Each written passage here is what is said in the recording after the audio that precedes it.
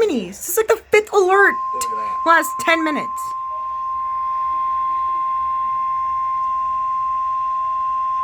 There are 111. That was long. Sullivan has issued a special marine warning. Another special marine warning. In near shore and open waters to mid-lake from North Point Lake, Wisconsin to Winthrop Harbor, Illinois, until 9:15 p.m. And share your At location. 7:52 p.m., strong thunderstorms were located along a line extending from 12 nautical miles west of Kenosha to 8 nautical miles west of Pleasant Prairie to 10 nautical miles west of Winthrop Harbor, moving northeast at 45 knots. Hazard, wind gusts 34 knots or greater. Why do the Source, storms always wait radar. for toddler bedtime? Impact, small Because they've craft got it could out be for you. damaged and briefly higher winds and suddenly higher waves. Strong thunderstorms will remain over mainly open waters. Yeah, this stuff is moving A toward tornado Chicago. watch remains in effect It's until going there. 11 p.m. I for wanted to say southeastern slowly but surely, Wisconsin. but it's definitely not moving slowly.